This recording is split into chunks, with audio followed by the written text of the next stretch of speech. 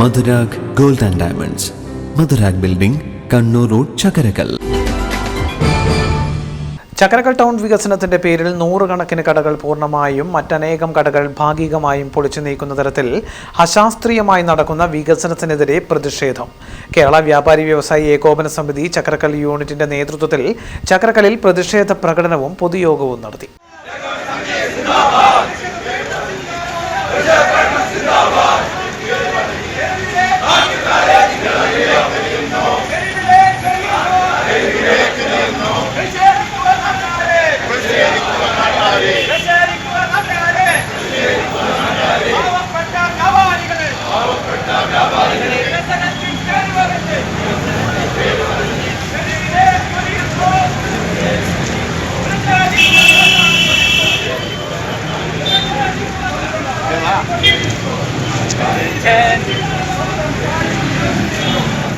വ്യാപാര ഭവൻ പരിസരത്ത് നിന്നും ആരംഭിച്ച പ്രകടനം ടൗൺ ചുറ്റി ടാക്സി സ്റ്റാൻഡിൽ സമാപിച്ചു. തുടർന്ന് നടന്ന പ്രതിഷേധ യോഗം കേരള വ്യാപാരി വ്യവസായി ഏകോപന സമിതി സംസ്ഥാന ജനറൽ സെക്രട്ടറി ദേവസ്യ മേച്ചേരി ഉദ്ഘാടനം ചെയ്തു.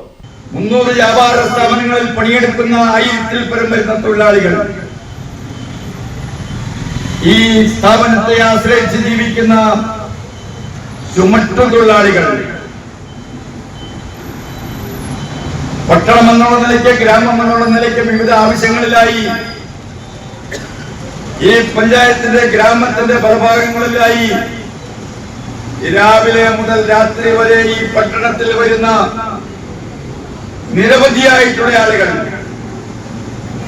അവരുടെ യാത്രാ സൗകര്യം, ഓട്ടോറിക്ഷ പണിയെടുക്കുന്ന നൂറുകണക്കിന് തൊഴിലാളികൾ, അങ്ങനെ 1000-ഓളം തൊഴിലവസരങ്ങൾ, അതിന്റെ ഫലമായി 5000-ഓളം ആളുകൾ ഉപജീവനം കഴിക്കുന്നത് മുഖ്യിച്ചിട്ടുള്ള വികസനം വേണോ?